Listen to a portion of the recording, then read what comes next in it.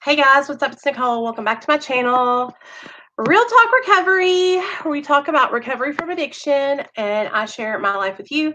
My name is Nicole and I'm an addict and my sobriety date is July 13th of 2015 and I've got some allergies. Hey Nancy. It's called let me see. StreamYards. So welcome everybody. I hope you guys are all having an amazing day. Y'all are going to be so proud of me. Me and Nate went to the river today and we had so much fun, you guys. Like, oh, we were out there for hours. So,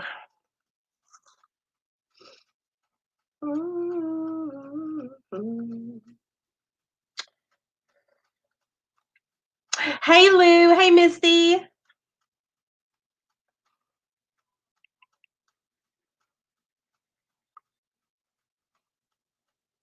Hey Rosie, what's up, girl? Okay, y'all. So everybody come on in, take a seat, greet your neighbor, drop your sobriety date. Let me think what else. Let me know how you're doing today. Today it was so nice here in Arkansas, you guys. It was sunny with a breeze. And so me and my little chingity bop Nate went to the river and we found a turtle, you guys, this big. I caught it out of the water.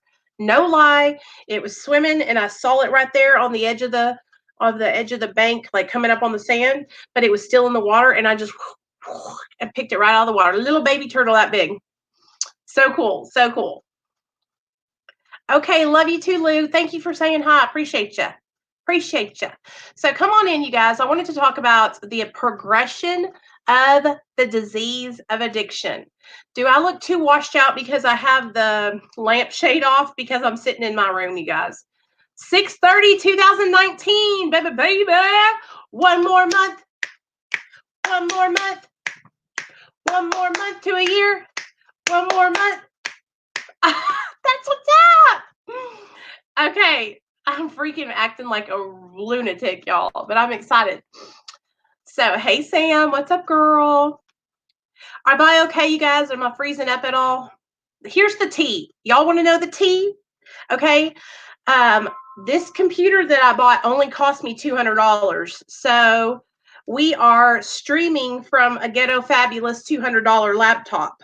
That is why sometimes my computer freezes up. So it's okay though, because I'm going to get a newer laptop eventually. I've got a brand new camera back there, a Canon EOS. So what I'm trying to do is save up for a brand new nice like MacBook Pro. So that way I can have my laptop, my camera and everything like match up together. That way they'll all be compatible, you know? So, okay, are y'all ready? The progression of the disease of addiction.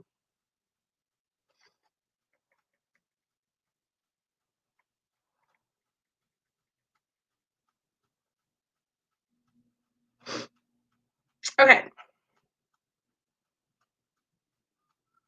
Hey, Nicole. Hey, Erin.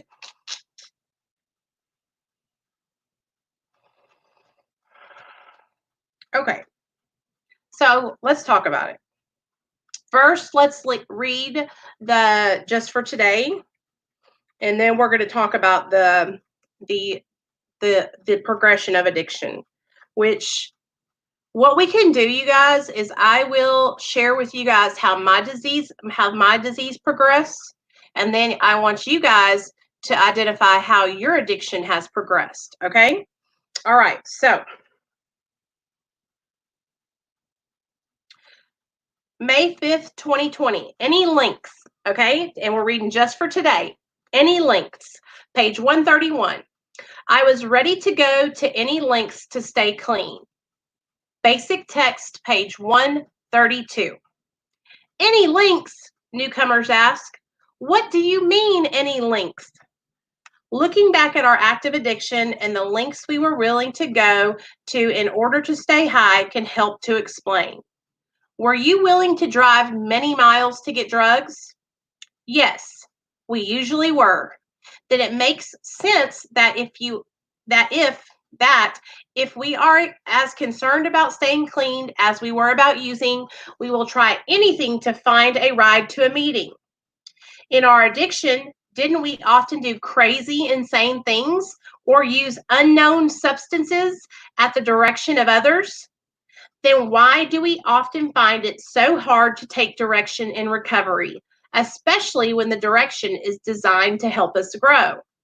And when we used, didn't we often, in desperation, turn to our higher power saying, please just get me out of this one? Then why do we need to find it so hard to ask for God's help in our recovery? When we used, we usually had an open mind when it came to finding ways and means to get more drugs. If we can apply the same principle of open mindedness to our recovery, we may surprise ourselves by how easily we begin to grasp the program. Our best thinking is often said, got us into the rooms of NA. If we are willing to go to any lengths, follow directions, and stay open minded, we can stay clean. Just for today, I am willing to go to any lengths to stay clean. I will become as open minded and ready to take direction as I need to be. All right. Are you willing to go to any lengths, you guys? We talked about this a little bit yesterday, but I didn't upload that video because it was just all over the place. So today, some of the times what I think about, you guys, is just like this reading said. I think about all the things I was willing to do when I was getting high. When I was getting high on dope, I would wake up at 5 o'clock in the morning to go to my dope man's house, or I would drive 4 hours away to Jonesboro, Arkansas, or I would stay up all night long, or I would hustle to find as much money as I could, or go steal some things to pawn for money, And so if I was willing to go through all that to get drugs, why am I not willing to go through what I need to go through now to stay sober? And the stuff that I have to do to stay sober isn't even hard like it was when I was in my addiction. When I was getting high, I had to do a lot of unnecessary shit to stay high. Like everything that I had to do was drama, chaos, unnecessary, And so today I don't have to do those things. Today I can stay sober. I can take guidance. I can ask questions. I can take suggestions. I can talk to my higher power. I can do read my literature and practice my meditation. And these are the ways that I stay sober today, being honest, open-minded, and willing. So I thought we could talk about how each one of our addictions progressed over the years. And why I wanted to talk about this was today in my Patreon Hangouts chat, one of the girls came in and said she was at a meeting the other night, and somebody told her that she wasn't an addict because she was able to keep pills in her house without taking them for 28 days. Oh, this drives me insane. One of the things that drives me insane, you guys, is when I don't know. Sometimes I find if you go to certain meetings, sometimes you'll find yourself sitting amongst a whole bunch of people where it's almost like each person is trying to describe how they're more of an addict than you are. You know what I mean? Like, listen, don't get me wrong. Like, I know that we all, maybe would have been at different stages in our addiction, but addiction is addiction, whether it's alcoholism, addiction to drugs, shooting up, popping pills. And so I wanted to talk about this, First of all, torturing yourself, Sky, with having your pills in your house for 28 days. I mean, that's pure torture. But who hasn't done that? Who hasn't bought a bunch of pills before and said, okay, I'm not taking all these. I'm only going to take one every other day. And then you sit them up, you lock them away, and you white knuckle it trying to say no. Like, I'm not going to take them. I'm not going to take them. Or you give them to somebody to hold for you and tell them, don't let me have these no matter what, I did that shit all the time. So what I thought we could talk about is how, first of all, Nobody can tell you whether or not you're an addict or an alcoholic. You are the only person who can decide that. Like, I can't come on here and say, you're an addict, you're an addict, you're an addict. Only you can diagnose yourself with the disease of addiction. All right. And let's talk about how our diseases progressed over time. Okay. So if you rewind back to when you first started using, all right, think about it. Like when you were in high school, maybe if you started when I started when I was in high school. And when I first started using, I would drink alcohol. I'd smoke me some ganja. I might toot a little line of some cocaine or something, but it was like I was just kind of dipping my toes in. That's the early stages that's the beginning, right? That's the beginning where, you haven't crossed over that imaginary line where you're strung out, right? Where you're addicted, where you're doing stuff to get drugs that you normally wouldn't do. So as the years went forward, it was like my morals and values, the things that I held dear to me, the things that I would say I would never do, as my addiction progressed, as I got worse and worse and worse in my disease, I let those things go to the wayside. So it started out with smoking, drinking, and when I was smoking and drinking, I said, I'll never cheat on my boyfriend. Only hoes cheat. And then I started drinking and smoking a little bit more. And then all of a sudden I found myself in bed with another man. Y'all know what I'm talking about. So now I'm cheating on my boyfriend. All right. And it's because I'm under the influence. I'm high and I'm drunk. Okay. That was the first thing I said I would never do. Then I'm drinking and I'm smoking and now I'm popping pills. Right. And one of my big things was like, I'll never mix pills like benzos and opiates. I'll never do that. Right. And as I kept smoking, drinking, and popping, eventually I just crossed over and I popping pills together, benzos, opiates, Adderalls, didn't matter what it was. I was taking everything at the same time. And I would make these rules, right? What we call them here in Arkansas, down here where we go to meetings, they call them your not yets. The things you say you haven't done yet, you know? And everybody says, you know what? You might not have done it yet, but don't say you'll never do it, because if you keep on getting high, I promise you, each one of those things you said you'd never do, you'll put a checklist by. Then you have people who say, well, I'm a high class junkie. I would never do that. I would never prostitute my body. I would never use a needle, right? I hear that all the time. As your addiction progresses, it doesn't discriminate. It doesn't matter if you think you're high class because you take Norco 10s instead of shooting 30 milligram Roxys. Addiction doesn't care. Okay. And as you get worse and more desperate, if you keep going down that road, you'll get to that same point. It's just a matter of time. That's all this is about. It's about time. If you keep moving forward, that's what will happen. I promise you. I promise you, because I used to say the same things years and years ago. I would say things like, I'll never shoot up. I remember looking at all my friends who were using needles and thinking how disgusting they were and how I was so much better than them. And then here I am 5 years later shooting up, you know? So that's how the disease of addiction progresses. It gets worse, never better. You can't rewind time with the disease of addiction.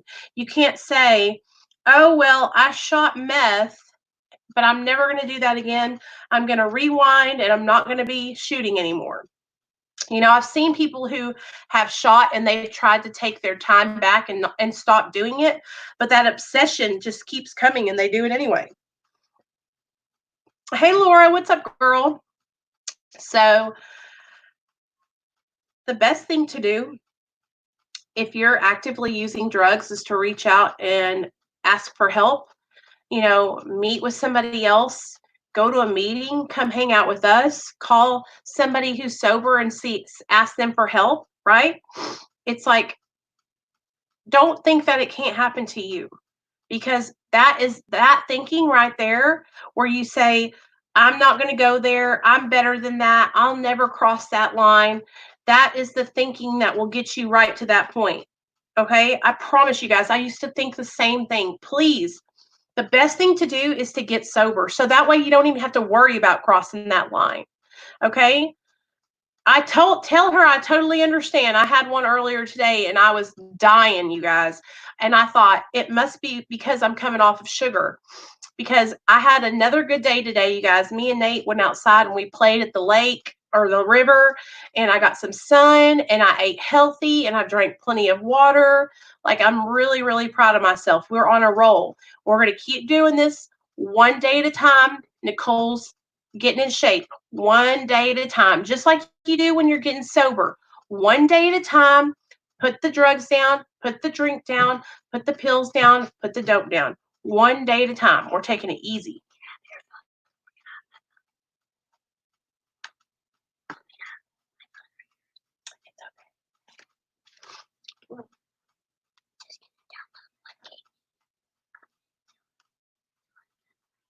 One game. Okay.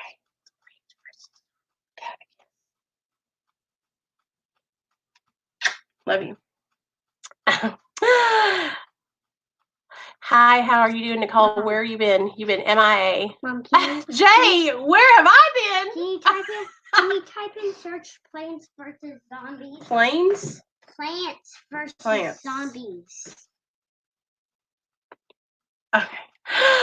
Progress, not perfection. That's right. Where have I been, Jay? Where have you been? So, the progression of the disease of addiction. It's like one day I went to bed and I was getting high, and the next day I woke up on the other end of the spectrum, and my life had just gone to shit, you guys, and I had lost everything. I lost my job, my car, my son, everything that mattered to me. I had lost it, my family. And we don't have to go through that.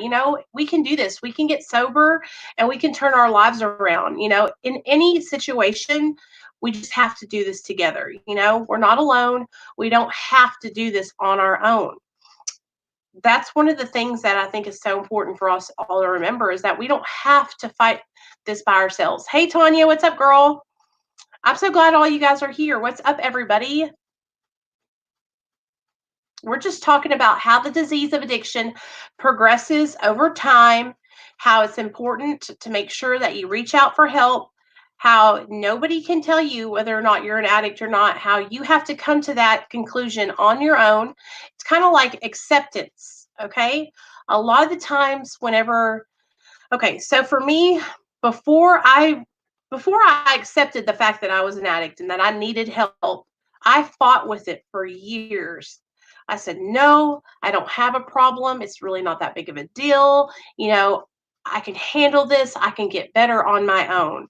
And I really, really thought I could. For the longest time, I thought that I could handle it on my own, but I couldn't, you guys. I failed miserably. Oh, no, no, no, no, no.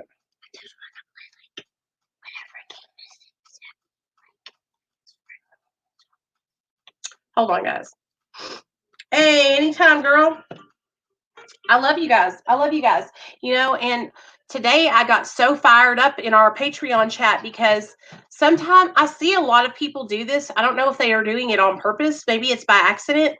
But like when somebody is coming into a meeting or they're new to the group, it's really important just to welcome them with open arms. Hey, come on in. You know what I mean? It doesn't matter if you shot up dope. It doesn't matter if you ate pills. It doesn't matter if you smoked dope, drank it. It doesn't matter how you got high or what you got high on.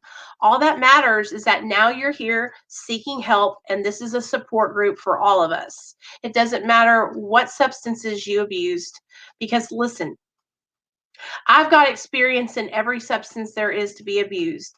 And so I have a wide variety of information. And if you need help with anything, you could just ask me. I'll do anything I can to help you. But it really is. It's all the same. Because here's the thing. I used to think that people that were on alcohol or maybe on pills and were just taking them couldn't relate to what I was going through because I was putting up oxys, right? But then what I had to do was I had to rewind and I had to think back. This is what I did today, you guys.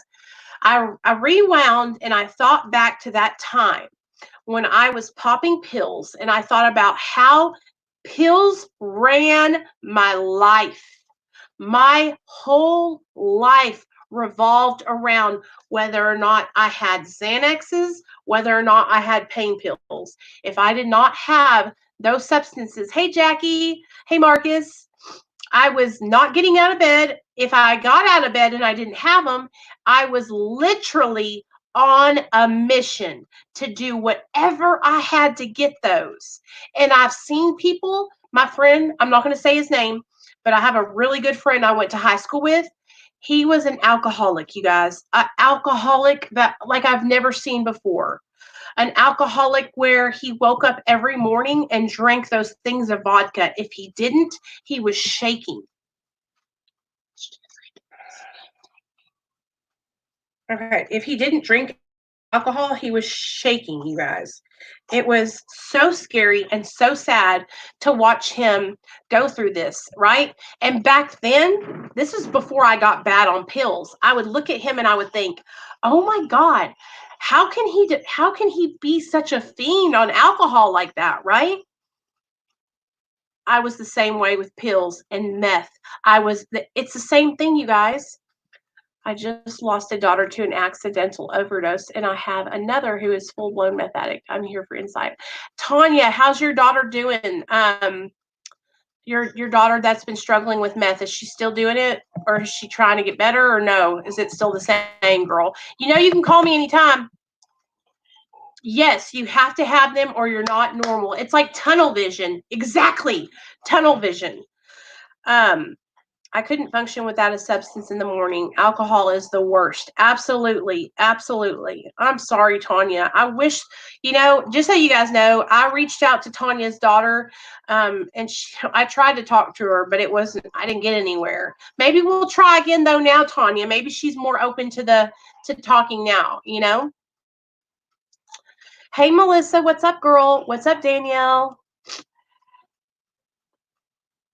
Oh, it's everywhere, everywhere. And so that's what I had to start doing, you guys. Like, whenever I think sometimes like people don't understand, they didn't have it as bad as I did. I have to rewind back to certain instances and certain points in my addiction. And then I also have to remember, like, it's all about perception. It's all about how you view the world, right? So somebody that is a full-blown alcoholic who drinks every morning and is happy with that life, they might say, "What are you talking about, Nicole? I love drinking alcohol. I'm not miserable." But to somebody who had, like me, who maybe was drinking alcohol and I hated it and I was losing everything and I would wreck my car and I would cheat on my man.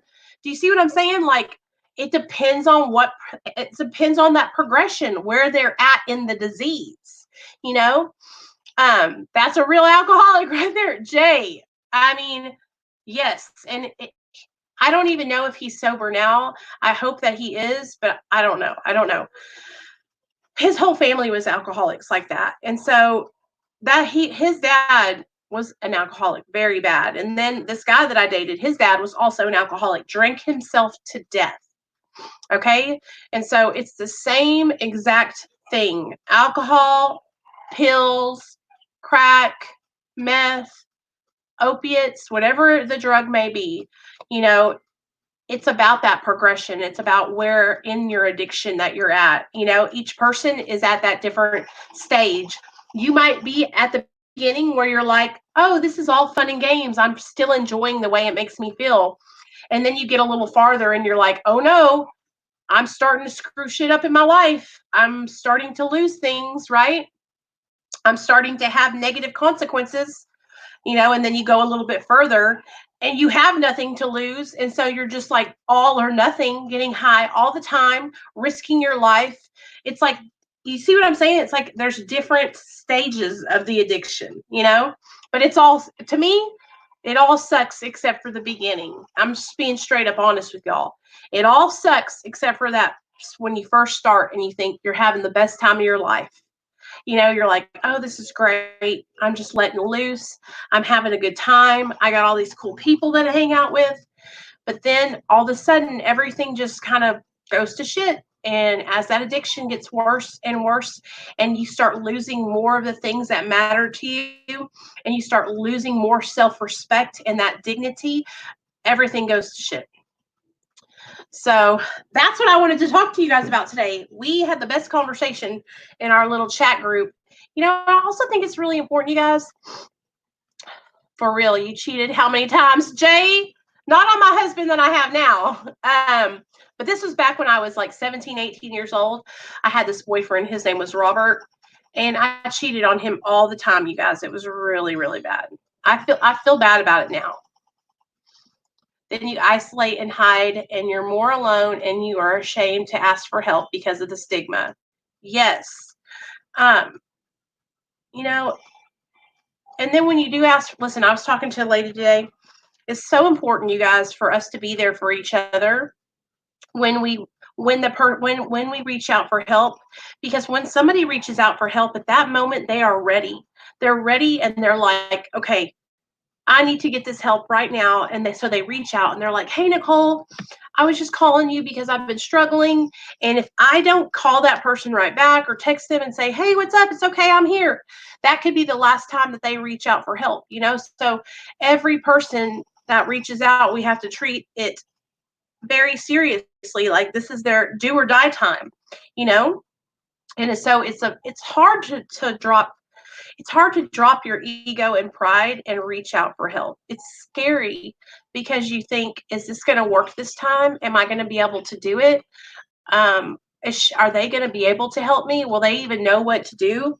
I used to think that there was no reason for reaching out for help because nobody would know what to do, But even then, it doesn't always stick. I put myself in rehab and then still relapsed when I got out. Totally.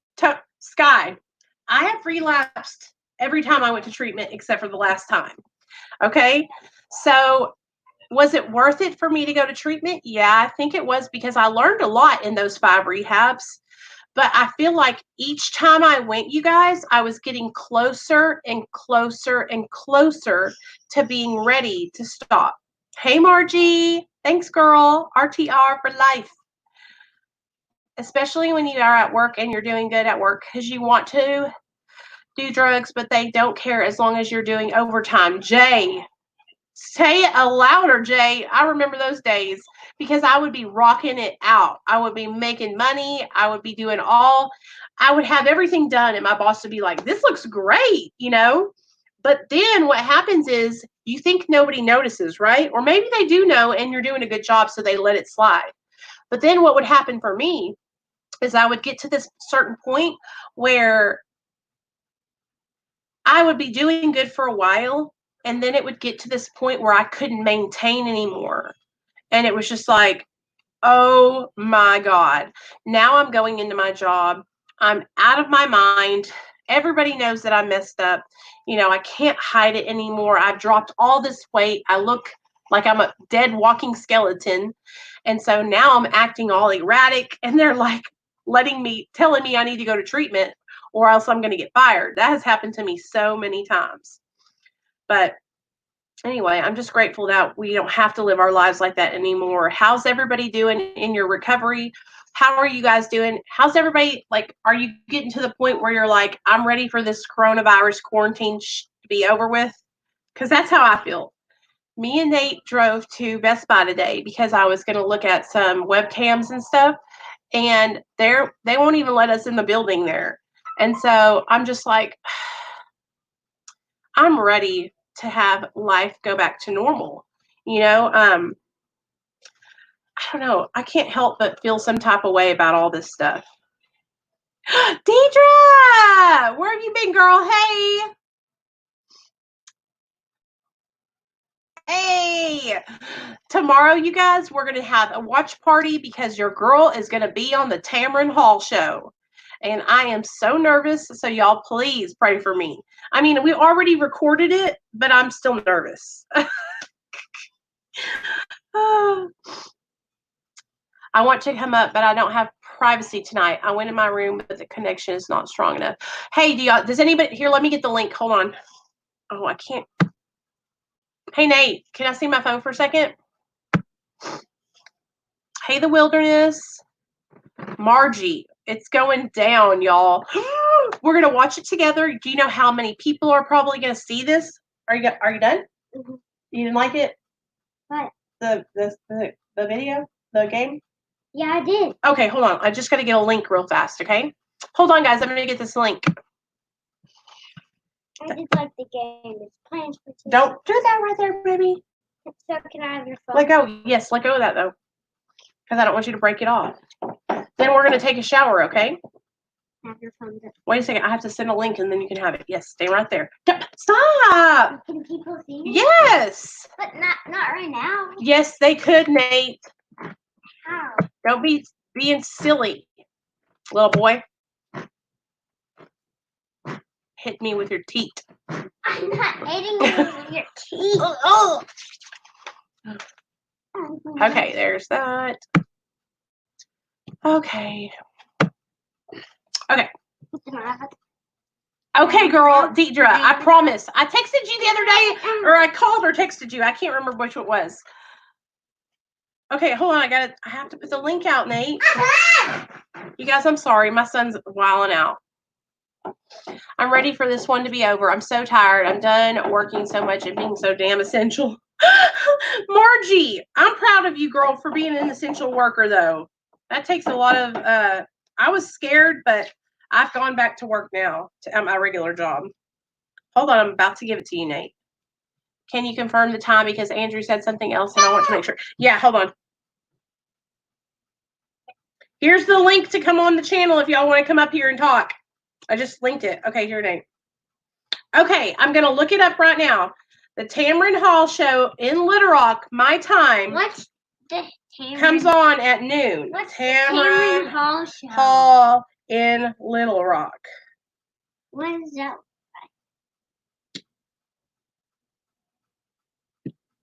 Stop. Arkansas. Okay, it says Little Rock, Pine Bluff, Fox 16, 12 p.m.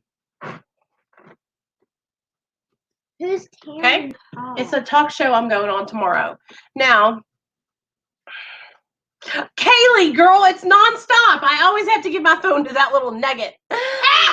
So either you guys can watch it with me here on my channel, or you can watch it at your own house. Now, if you live in like New York or somewhere else, all you have to do is write down the Tamron Hall show and then your city, okay? And it'll tell you what time it will be on in your city, okay? But I'm so excited and nervous at the same time. So what we're gonna do, it'll be fun. It'll be fun. Hey Merd, what's up? You know Nate, I always acting a fool. So my addiction progressed over years, you guys. Anytime, Jay. I'm so glad you're here, man. For real.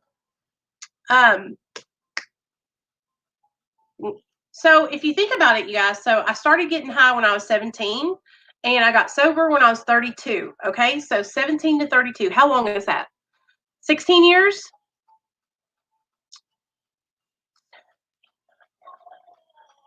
15 years? Okay, 15 years. All right. That's a long time to be on drugs. 15 years. Okay, half my life I was on drugs, basically. And so the first 5 to 7 years were that beginning of that progression. Was the I'm still partying, I'm having a great time, you know, I'm just letting loose, doing keg stands and all that stuff. That was the first like 5 to 7 years.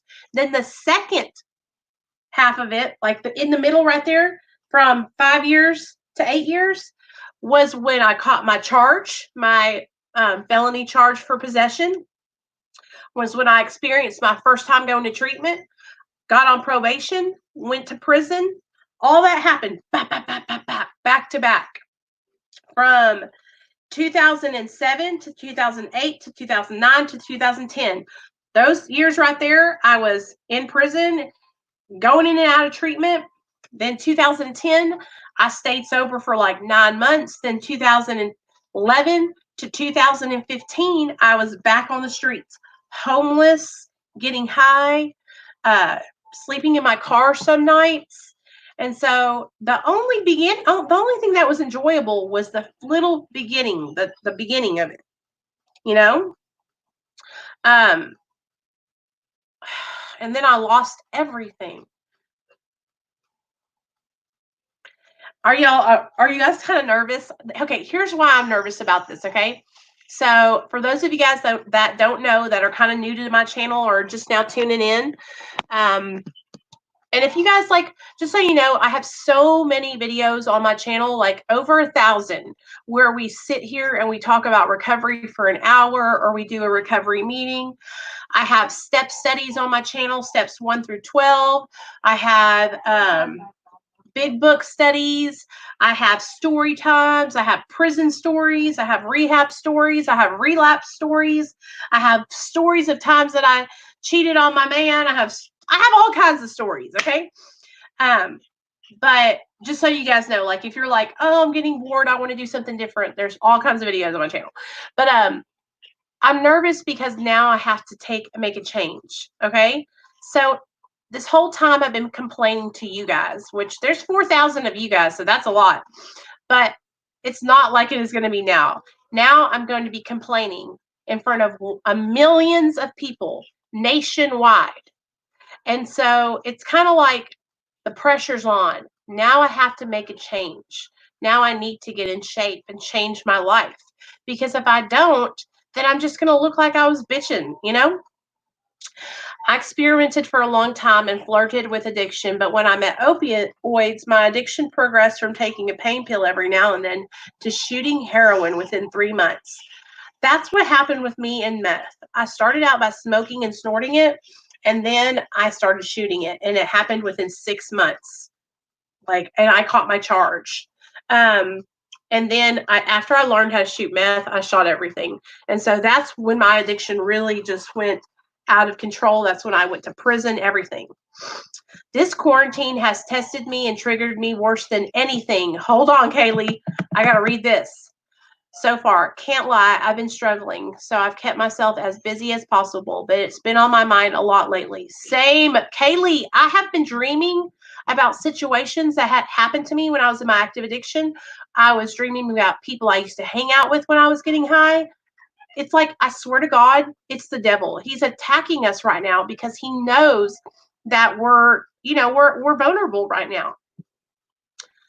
My whole addiction was from 15 to 24, with hardcore from 20 to 24. I recommend the story times where she calls the police on herself. Margie, shut up. Yeah, they're all good. What's up, Merc? Hi, I didn't realize you were live. I had to go to your channel to check because I'm not getting notifications. Julie, nobody's getting notifications. I'm really glad you came over and checked, girl. Hey, Alicia. I hope I'm saying that right. Is it Alicia or Alicia? Marge. Same. Girl, yes. Boredom in the Blues took me down. It's okay, Sky. We love you, girl. And just so you guys know, Sky is the girl. Sky and all of us were talking, like I was saying, in Patreon today. And I don't know if you guys were here the other day, but our girl is going to get herself some help, and she's not going to be having any more reservations. Right, Sky? Oh my God, I have been late for work twice because I'm having nightmares. Julie, it was so bad the other night, you guys. I was sleeping in the bed with my husband. And my son, of course, was in the bed because he always crawls in the bed with us. And I was like yelling in my sleep because it was so vivid, my dream. It was just not good. Today, okay, Alicia, got you. Today was the first time in a while that I actually got a notification. Well, hell yeah, Rosie. Anybody using dreams more frequently right now? Someone said that to me earlier. Yes. Here you go. I got it for you. We have the best. Listen to me. And just so you guys know, I got it. www. We did a whole competition the other day. Patreon.com/real talk recovery. I hope that's it. Hey, Crystal, I see you, girl. I'm not skipping you. Here you go, Tanya.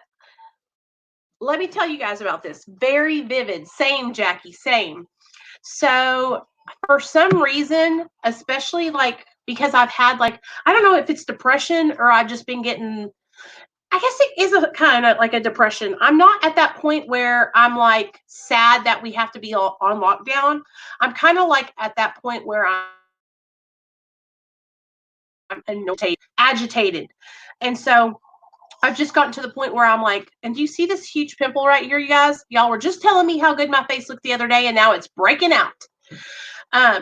It's like I'm agitated, and so I'm trying to relax myself. I'm trying not to get angry or overly emotional about things, but it's like I'm done. I'm done.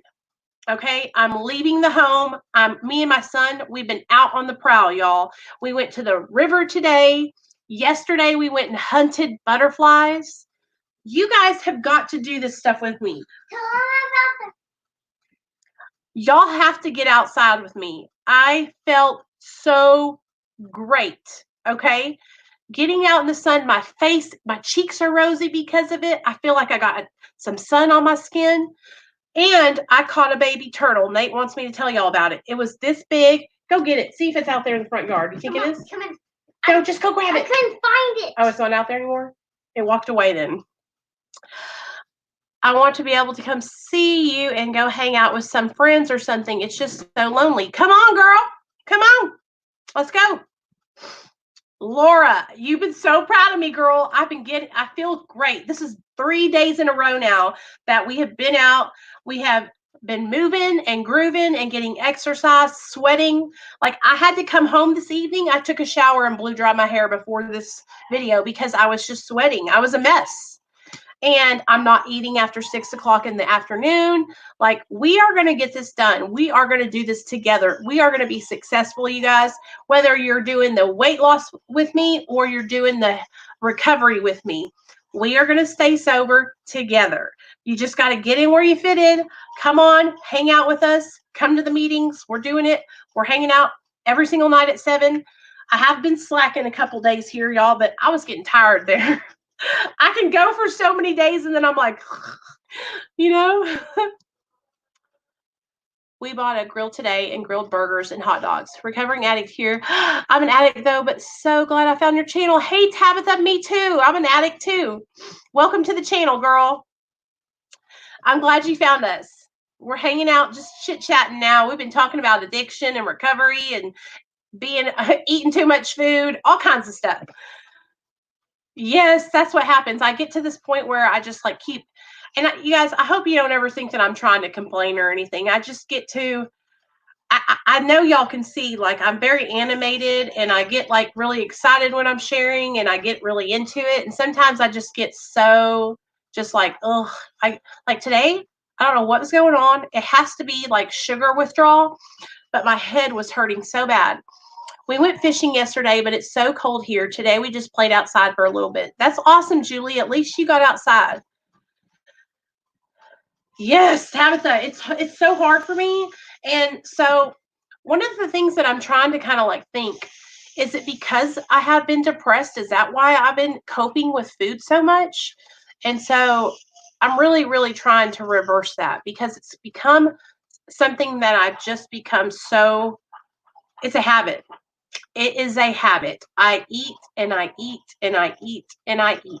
I eat when I'm happy. I eat when I'm sad. I eat when I'm mad. I eat when I'm celebrating.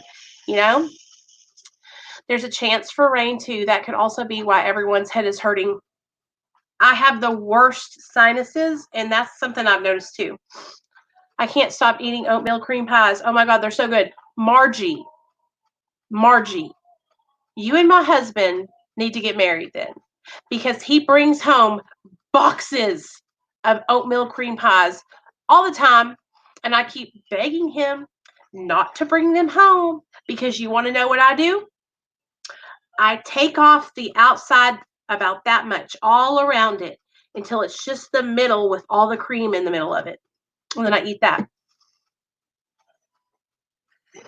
Yes, I don't know if it's a side effect that's proven, but I'll tell you that it's a side effect for me.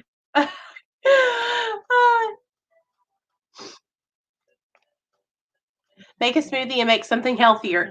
Hey, listen to this. So I got one of those NutriBullet things, and so I've got all kinds of frozen fruit. I'm on it, y'all. Tanya, you don't understand my husband and my son, or at least my husband. My husband, he goes against me. Whenever I'm trying to do something healthy, he's trying to offer me his food because he doesn't want to eat it all. So he's like, here, do you want the rest of this? And I'm like, babe, didn't you just hear me crying for like 2 hours because I'm overweight and you're offering me the leftovers? Maybe us addicts, we try to get in a routine of developing habits and addiction, and food is an addiction to some people. My name's Nicole, and I'm a food addict. See, I've been getting my notifications either, but forget about the right now. Back to you calling cops on yourself. What was you on? Everything at once? Okay, so Jake wants to know, why did I call the cops on myself? So, Jay, every single time I've ever called the police on myself, I know, Nicole, Tanya, Nicole, I think it's because he, deep down inside, doesn't want me to get skinny, because then he knows what will happen. He knows that all the men will be after me. Hey, David, what's up, Bubba? Hashtag Team Neil. Neil is a skinny little chicken nugget, too. Me too. I don't think that it's a proven side effect. I think that just, some people have that. They gain weight from it. Or maybe it's something that, maybe it's not the Suboxone that makes them gain weight, but maybe it's the fact that they're on a low, an opiate, and that's one of the things they do is eat when they're on opiates. You know what I'm saying? Oh, calling the cops on myself. Sorry, Jay, I get distracted sometimes. I was high on methamphetamine. Every single time I've ever called the police on myself, it's because I've been so high on meth and I have not slept for days. Usually to the point where I've been up over 5 or 6 days at a time. And one time in particular, let me tell you all the story. Margie knows it. Margie, don't tell nobody what happened. One night, me and Neil were over at my friend Chaz's house, okay? And Chaz had this house. It was a cute little house, too. Like when you would walk in the side door, here was the living room, the kitchen, and then back here was his bedroom. And so in the living room, you guys, I know y'all know, if you know tweakers, you know what I'm talking about, where they just have, hey, Bill, what's up, baby? They just have stuff everywhere. I'm talking like just stuff where they can pilfer everything. Okay, so that's what it looked like in his living room. It was just like boxes and boxes and boxes of junk. And so my husband and Chaz were sitting in the living room with this guy named Barrett, and they were smoking a bowl. And Chaz came up, and we were in the kitchen, and we were standing like back in the kitchen by his bedroom, and then we walked off in his bedroom. And I heard somebody knocking. I thought I heard somebody knocking or something like that. And he goes, "Did you hear that?" And I said, "No." I said, "Yes, did you hear that?" And he said, "Yeah, I heard that. Did you hear that?" And so we got nervous. So we both went outside. We walked around the whole perimeter of the house, then we came back in. Then we went to his back window in the back room and was looking out that window. And we could swear that we could see somebody out there. So what did I do? I called the police. I called the police and said, somebody's trying to break in to our house.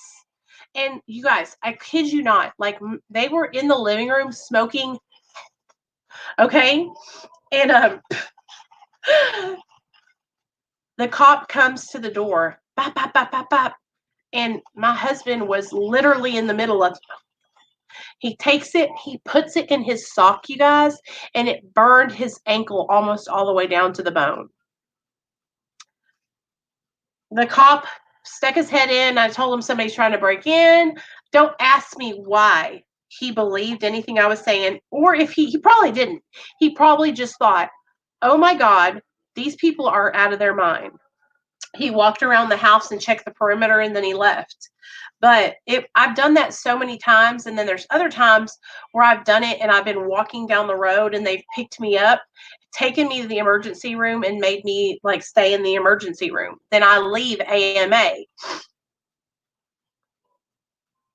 Oh, I would always leave against medical advice. Always. I have all kinds of Thrive shakes. I just don't make them. Tanya, I know what you mean, girl. I contacted somebody the other day, you guys, about Thrive because I've heard that it's like helps you with your energy. Hey, Esther, I know it's you. I know. Well, Laura, I do want to lose weight though. That's my goal, girl. That's my goal. Once I get down to like get some of this weight off, then I feel like I can focus on like toning and getting in shape. But right now, it really is about what I'm putting into my mouth. Okay, you guys, straight up. You guys need to understand something. I am a vacuum cleaner when it comes to food. You turn me on, I'm the Hoover, sucking it all up. Okay, like I have no off switch, no boundaries when it comes to food. I love all foods. Okay? Me too. I know you do. Just like I talk to you guys about all these different things, that's how I am with food. I just eat anything. And so I have to get to a point where I'm eating healthy. And so that's what I'm trying to do. I'm trying to get a window of time where I eat, like in the morning till 6 o'clock. Okay. And I have to stay in that window because my problem is I am bleeding. I'm going out of that window. I'm eating at 9, 10, 11, 12 midnight, 1, 2, 3 o'clock in the morning, you guys, eating little Debbie cakes, eating waffles smothered with syrup and butter. So I've got to get that myself trained to where I'm eating from the morning till 6 p.m. like in that window. Once I can get myself on that little train, right? I know, Julie. I know. Hey, Julie, do you watch Stephanie Harlow? She's on my TV right now. I was actually watching her videos about Gannon Stauch. I'm obsessed with true crime, just so y'all know. I need somebody to come in my kitchen and like clean out all the unhealthy stuff and help me reorganize it and make it all healthy. You know, y'all can help me do that. Maybe we could go to the store together. I mean, I have the money to go and get the good food right now. Like I should clean out what I have and start from fresh. Me too. I can eat 5 oatmeal cream pies in a row. Margie, I know, girl. Same. They're trying to say that he killed his family because of the Thrive patches. Really? Eat for your muscles. You need me to do your macros. Yeah, sure. That would be awesome. I don't even know how to do that. I love true crime. What did you guys think about the video I did about Victoria? Now, I'm not like a professional true crime person. I just like to talk about them and relate them back to like if it has something to do with addiction or drugs. But I love Stephanie Harlow because she goes in, you guys, and just like really breaks it down on the true crime.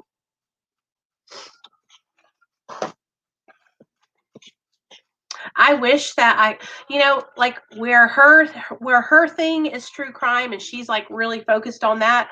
Like my thing is like helping people get sober and recovery, and I'm really focused on that. But even now, like what I'm finding myself doing now, I'm sure you guys can all see this right now. Like it's been 6 weeks that we've been going live almost every single night.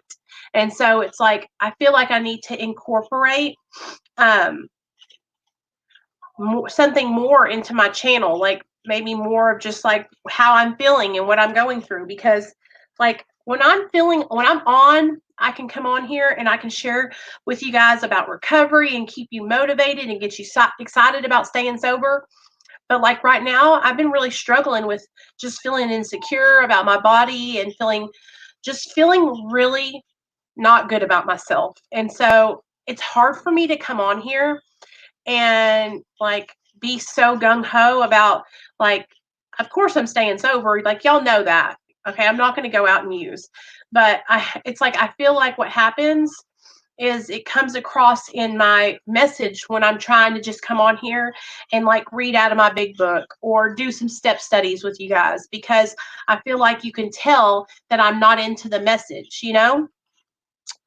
I'm obsessed with true crime too, and my doctor is a medical examiner. Oh, that's so cool, Julie. Thanks, Murd. I'm really glad you're here, man, for real. I really appreciate you for being here. Girl, I've been on lockdown for over 60 days. Same. And so here's the thing, you guys, like, I just feel like I can come on here and I can be happy and excited and have a good time, but like I'm starting to get a little bit annoyed. I want to change a pace. I want to do something a little bit different. And so that's why I've kind of been trying to just like come on and share a little bit at the beginning, and we can talk about some more stuff about recovery, but then I'm like wanting to get into how I'm feeling and what you guys are feeling and how you're doing with your recovery, what you're watching on YouTube and stuff like that, you know? After I watched that video, I was researching the case on it. I really liked that you did that. You liked it, Julie? That makes me so happy. So here's the thing. What I've been doing is my friend Missa, me and Missa were in treatment together back in 2004, I think, or 2003. And I met her when we were in rehab together. And hey, Matt, what's up? Thanks for being here. You will get to where you need to be. It's fine to share your emotions. Yes. It's your show. You can change it up how you want. Yeah. Sometimes I don't want to disappoint you guys, you know, but that's why I was like, there's so many different, I have so many videos on this channel that are just all about recovery. So I've been sharing a little bit more about my life and stuff in my videos. I used to just be like really focused on one topic. And so now I kind of like, you know, I want to talk with you guys and I want to read your comments. Hey, Hannah, what's up, girl? I miss you. I'm so glad you're in here. So with addiction, let's bounce back to our progression. Okay, Laura, love you, girl. I'll send you my my weight and my height and all that, okay? So let's jump back to the progression really quickly though. So I know a lot of the times, you guys, that, you know, it's easy to struggle and to think that maybe it's not that bad, you know, like maybe I'll use my addiction, my food situation as an example. At the beginning, when I first got sober, I was still relatively thin. And so I was making excuses for the way I was eating, saying things like, oh, it's not that bad, you know. I'm making up for all the all the lost meals, all the meals I didn't get to eat. And that was when I was still able to kind of like get by, right? But that's kind of how it is when you're with a drug addiction, is that you'll make excuses for yourself at the beginning because, you know, well, it's not that bad. You haven't lost your car. You haven't cheated on your man. You haven't lost your job or your home. It's like you can still kind of manage it, right? Okay. You can still, no, it's probably up there, girl. It's probably like 40 or something. I think having the time to chat about how we are feeling and what we are going through and feeling, that's awesome. Some people don't feel comfortable sharing that with their partner or just need to rant. Heck yeah, for a minute. I feel like I have to rant all the time. Okay, I have to ask you guys something because I'm not going to make a dedicated video about this. Hey, Jeff. Jeff brought up a comment the other day. He left a comment on the community tab and he said that he would think it would be cool if we could have Real Talk Recovery coins, like 30 days, 60 days, 90 days, a year and a half, whatever, like recovery coins. Would y'all do that? Would y'all think that was cool? Even if they, like, I could go get like recovery chips. Hold on, guys. Oh, my legs.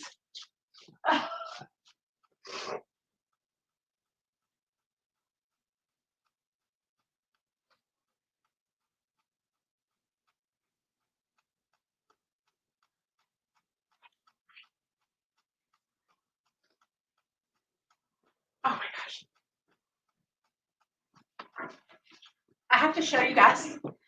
I got my first pair of Birkenstocks, you guys. Wait, can you show them downstairs what I got? Go get your shoes, bring them. Can you come downstairs? No, I'm right here. Go get them. Go get them. Scared. Don't be scared. Go. Please, just come on. Sometimes we talk about cases that have been on. Does a little with Nancy Grace and Ashley. I can't think of her last name. Last Crime TV. Oh, I've never watched her before. I don't think.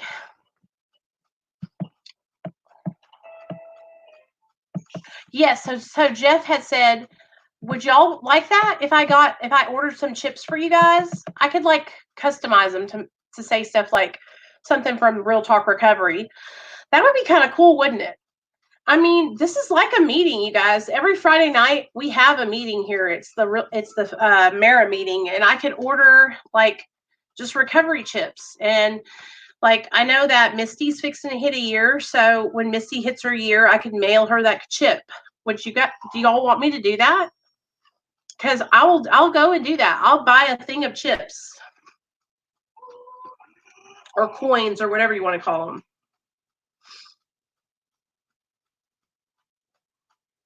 I think that would be neat too. Okay, I think I'm gonna do that. I'll let you guys know when I get them, okay?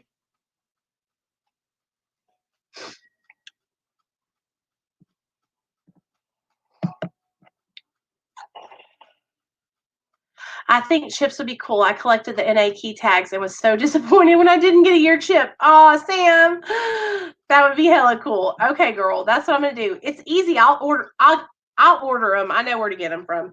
They have some really pretty enamel ones that have like the gold and then like the color in the middle and says like to thine own self be true and stuff like that.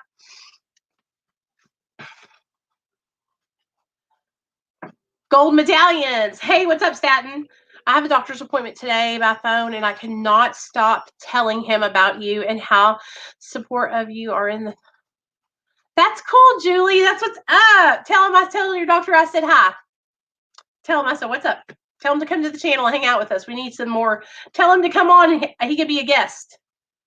We can have masks instead of coins. That's right, Bill. Yep, I'll get some coins, y'all. Yep, I sure will. I'll order a little bucket of them. That can't be too expensive, I don't think. Y'all know I'm making tie-dyed shirts. So if y'all want one, they're $20. And just order one with me or drop me a text or whatever. Send me the money on PayPal and I'll make it for you. I'm getting better and better. Each tie-dye that I make, y'all, they're becoming more dark and more saturated, and I'm getting the shapes down. I'm having so much fun. I love doing it. This was the first one I ever did, and it's just kind of, but the ones that I'm doing now, they're like so good, like the colors of the rainbow. I'm really proud of them, y'all. I really, really am. So y'all know that I go to see my doctor. What's today? May 5th. I go to see my doctor in 9 days. So 9 days I'll go to see him, and I think I'm going to go down to 1 milligram. That's right. I think I'm going to go down to 1 milligram. No, it's only $10 for kids.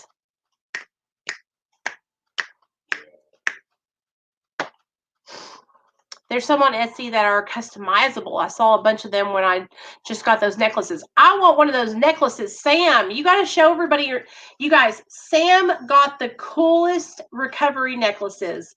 They're like 2 chips. One goes on top of the other. It has the triangle, and then it has the date and your initials, right, Sam? Yes. Y'all know, just text me on my number. And listen, if you text me on that number, you guys, that's on the screen and I don't answer right away, don't run off, okay? I will text you back as soon as I check it. Because here's the thing. That number is not my personal cell phone number. It goes to my phone, but it's not like my phone number. So I have to check the slot where those messages go. When I check the slot, I will message you back, I promise. And most of the time, I'll just send you my cell phone number. I promise, Julie. So here's the thing, you guys. I really think it'll be okay, y'all. Here's the thing. So you guys know, since I've been on the 2 milligram strips, it's so easy, okay? Because for me, when I take the 2 milligram strips, I don't know what it is, but because it's a whole strip, it's in my mind, it seems like it's an 8 milligram strip, but it's really just 2. And so if I go down to 1 milligram, I'll take it in half, and then I'll take the 1 milligram in half and take 0.5 in the morning and 0.5 in the afternoon. Yeah, Sam, I really like those necklaces. Hey, Byron, what's up? Yeah, Misty, you can text my real number. If you have my real number, text my real number, you guys. Okay? And you don't have to ask me if you could text me, girl. I hate that y'all do that. You're not bothering me. Please stop being like that, okay? I hate that y'all feel like y'all can't talk. If you have my cell phone number and I sent it to you, you need to use my number. If y'all are not texting me, yes, Tanya, Suboxone, yes. Are you planning on doing the microdose steps like 0.75, 0.50, 0.25? I don't know, Sam. I mean, I think once I get down to 0.5, half of a milligram, I mean, how much lower can I go? What has anybody in here jumped off of 0.5 or 1 milligram? And if you did, what was your experience? How did you feel? Because here's the thing, you guys. I talked to my friend. Once you get down to 1 milligram, you're on your way. Bill, you don't understand how excited I am. Not because there's anything wrong with being on Suboxone. Y'all know I've been on Suboxone for almost 5 years, so I'm not shaming anybody, okay? I'm just saying, like, I can't wait to get down to that lower dose to, like, feel if I feel anything different. You know what I mean? I have a friend that told me she was detoxing and then was getting drugs from everyone in the neighborhood. Oh no. You jumped at 1/4? Do you think that I'll be okay at the 0.5? She says she had been on 2 pills of Suboxone and I know nothing about it. Right. I've been on Suboxone for a really long time, almost 5 years. And when I first started on it, I was on 12 milligrams. And that was perfect. I was doing really well on that. But what happened at about 2.5 to 3 years in, I don't know what happened. It just started kind of like affecting me differently. Not like to where I was getting a feeling from it, but like I just feel like it stopped working like it was at first. Like I used to be like excited and like, I don't know how to explain it to you guys any other way than the Suboxone just stopped doing the same. It was just not doing the same thing it was doing when I first started it. It started making me feel unmotivated. I'm going to check on her again and see if she has went back to the doctor. Yes, Tanya, tell her to call me, girl. Tell her we have a whole bunch of people here that will support her. I saw on the Suboxone subreddit that you can still get pretty uncomfortable at 1 milligram, so I was just curious. Yeah, I'm thinking that I'll probably, if I do jump, it'll be at like 0.5 because I feel like that's a small amount, but we'll see what the doctor says. I got to talk to my doctor about it because I haven't really talked to him since I dropped last time, like 3 months ago. So we'll talk to him about it next week or the weekend, whenever. 9 days. Yeah, and here's the thing, you guys. Like, even when I get off Suboxone, this channel is going to be to help people that are on maintenance to not feel so alone, to not feel judged, to have a place to go that will be safe. I think you'll be able to do it. You got to get to the point where you're ready to jump. There's going to be symptoms, but you can do it. Like, share with you sometimes. Oh man, I'm telling you what. When I jump, I'm gonna live stream that day, that evening, and then the next evening. We're gonna see how it goes. I see a lot of people share and they're like miserable. I want to see how it affects me. If I'm not miserable, it's going to be great. I think it's going to be fine. I think I'm going to feel great. I think we're going to be doing stuff. I think we're going to do it together. I'm not, Jeff. I promise. I know a lot of people think, yes, no. I'm not going to leave y'all when I jump off, okay? Like, I'm still going to be advocating for maintenance medication. I'm still going to be working with people that are on maintenance. Like, this is my passion. Hey, Brad. No, I'm not. Listen to me. Did y'all see Michelle? Michelle Mariner is like 15 days off of methadone. She jumped at 28 milligrams and she feels great. And you know why? Because she hasn't focused on feeling like shit. She has been talking positive. She has been, girl, I've been watching her car karaoke's. She's been doing car karaoke every day. She's been dancing. I'm telling you guys, like, I do not think any of you understand how powerful our minds are. We have to focus on the positive. Yes, Mike, it is. She's living proof that it is because she jumped off at almost 30 milligrams. And 10 days in, she was a little uncomfortable, but she was on here telling her story on my channel that night. So if she can do it, I know I can do it. Oh yeah, Sam, whatever my doctor gives me to help, I'm sure I'll use it. Shoot, I was thinking about ordering. There's this guy that watches my channel, y'all, and he has these like his channel's called More Smoke and Mental Health and Recovery, and he makes like THC and CBD gummies. I was thinking about ordering some of those from him for when I come off, just to be there if I need them. You know what I mean? Because I'm not opposed to medical marijuana. Just so y'all know, I don't smoke because at my clinic, if you smoke, they won't let you move up in phase. But I'm not opposed to it. Like, I really support whatever works for you. I've met so many people over the years on my channel and over the years in my own recovery. Yeah, Bill, just text me. Text me on that phone number out there. You can come up here and tell your story anytime. Anybody can. All you got to do is text me and we'll pick a day and you'll be on here. Easy peasy, chicken easy, no problem. Super simple. I like to have all kinds of different people on, people that have tapered, people that are in the middle of tapers, people that are still on, people that don't want to taper, people that are abstinents, people that are alcoholics, people that are heroin addicts, crack cocaine, whatever it is.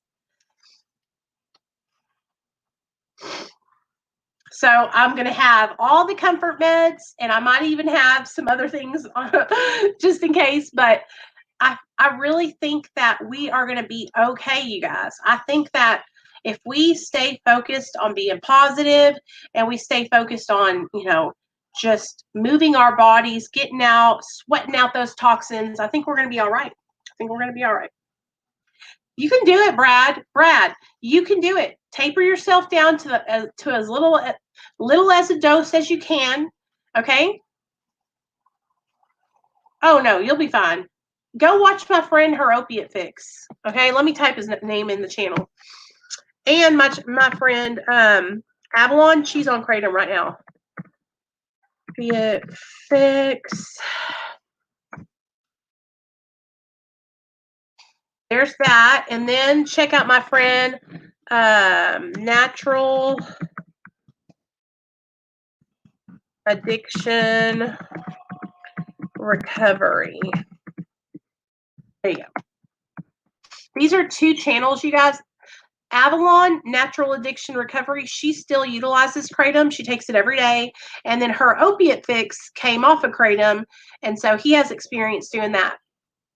I watched this one girl's videos about her coming off Suboxone and she used kratom.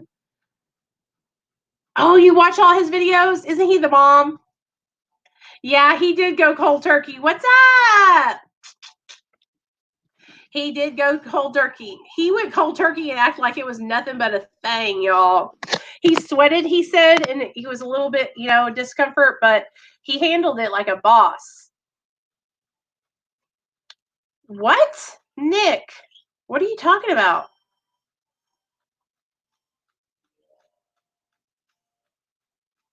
What? You just got beat up. What are you talking about, man? What are you talking about, Nick?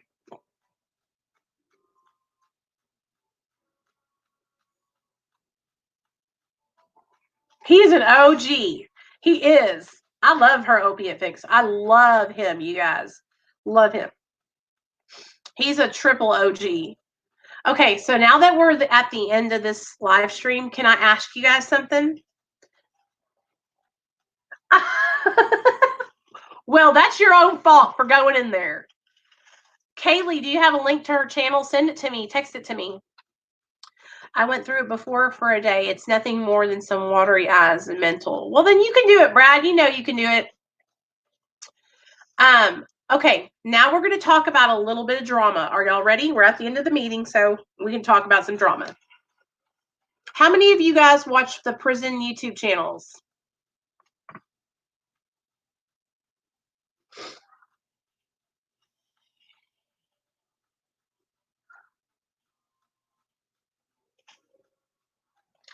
What do you guys think about all this bullshit that's been going on with these motherfuckers? What do you guys think about Pino riding up to Boston to put them hands on 1090 Jake? Misty, Super Mike, what do y'all think about that? Only because of COVID, right? Listen, you guys, I've been holding back. I've been holding back because I'm telling y'all something right now. I wanted to make a dedicated video because you have no idea how I laughed out loud. I was rolling when I got screenshots to Pino standing over him like this. I was literally chuckling like Santa Claus. Okay, let me tell y'all something. About 2 months ago, 1090 Jake went on a rant on his channel all about me and a couple of other people. He called me junkie and talked about addicts and all kinds of stuff. I'll link the video. I'll send it to anybody that wants to see it. And I was at home and one of my girlfriends texted me and she said, "Hey, is he talking about you right now?" And so I went over to his channel and I said, "What's up, man? I'm right here in the live stream." And he was bitching because I said, "What's your problem?" Like, it's constructive criticism. And the only constructive criticism I've ever had is that it's like this, you guys. You can't glorify prison and gangs and not, it's like that's what they're doing, okay? And so that was my criticism, is that they're being irresponsible by glorifying this prison and this gang life to all these kids that watch their channels, right? And so that's all I said. I never said anything bad, right? And so he went on this whole rant on his channel talking about junkies and drug addicts and Nicole this and da da da da da. And so I walked into the live and I was like, "What's up, man? I'm right here." You know what I mean? Like, what's your problem? You can't take constructive criticism? I mean, you got 52,000 subscribers and you're worried about me, what I'm saying on my channel? And so that really turned me off. I unsubscribed. I quit watching his channel. I quit watching all their channels, right? And so I've just been minding my own business. And I knew sooner or later that he was going to run his mouth and somebody was going to come up there and shut it for him. And so that's all I got to say, is that you can only go for so long running your mouth before somebody's going to shut it, and if you can't stand up and that's what's going to happen, So I hope that they will all turn it around, and that they'll start using their platform for positive. I just picked a random video of hers. Thank you, Kaylee. I want to see that you got my number. Text it to me. I will, Julie. I love Josh from 23andMe. I went on his channel back last year. I came off Suboxone last year myself, made it 40-something days until I relapsed. Did you jump off at a high milligram, or did you taper down low, Kaylee? Yeah, I'll send it to you. Just text me on that number, you guys, and I'll send it to anybody who wants to see it. He still has it on his channel where he's ranting and raving. That's what really turned me off from him. And then he started linked this girl that I follow. Her name's Kenzie Marie, and she's an addict in recovery, and she makes videos too. And he started like balling her out on his channel and like putting pictures of her on his community tab to like have people attack her. And I just lost all respect for him. I thought, wow.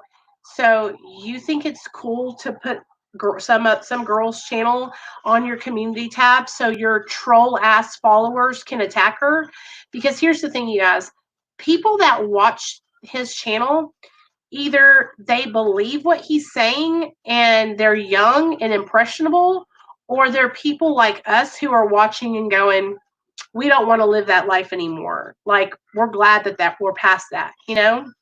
And so that's what I think, like, it's irresponsible because a lot of little kids are watching his channel, you know? And then, so anyway, all I got to say is Pino drove all the way up there from Florida. So I got a lot of respect for him for doing that. Just embarrassing themselves. Exactly. On the internet, in front of God and everybody, you guys, in front of God and everybody. This is like, we're not in high school. Like, we're adults. You know what I mean? Oh, Misty, it's all over. Listen, all you got to do is go onto YouTube and type in Pino and 1090 Jake, girl, and you'll see it all. But anyway, I love you guys. I just had to say something about that because I have been literally watching so many videos.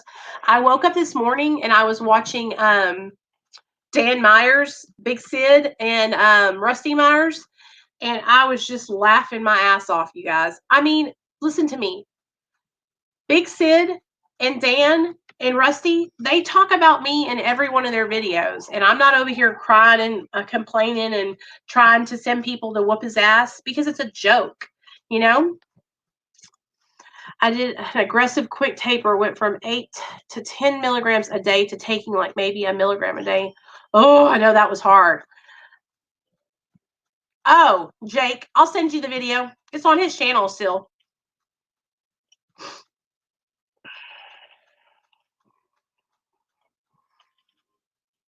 I couldn't believe it. I thought, wow, that's really how you feel about us? That was really disrespectful, you know? Here's the thing, you guys, like, when you lump a whole group of people, did you really, Mike? Look, Mike, I think today I was watching his channel and he said something about he was acting like he was Big Lance, and he was saying like justification and rationalization leads to sanctification or something like that. And then he goes something about as thick as Nicole's love handles, and I just bust out laughing. Like, I can't even help it. Top of the line Featherwoods. What's up, GD Games? I didn't even know they were all Big Sid channels until like halfway through a video. Brad, some of us didn't know it either, and then we all figured it out at the same time, and we started sending each other his other characters. And when we found Dan, I lost it. Hey guys, it's Dan. I was like, oh my God. Going from like Big Sid with his teeth pulled out to Dan with his little piece of hair right. It's honestly fucking hilarious. I don't care who you are. It is hilarious. Oh, so funny. If I'm like having a bad day and I need to laugh, I go straight to his channel. So, anyways, that's enough shout outs for Big Sid. I love you guys. I hope you all have a great night. Thanks for hanging out with me tonight. And let me think. Tomorrow's Wednesday, so I'll be on tomorrow at 11:45 to do our watch party. Okay. So we're going to watch. For those of you guys that are just joining, tomorrow I am going to be on the Tamron Hall Show, a nationally syndicated talk show.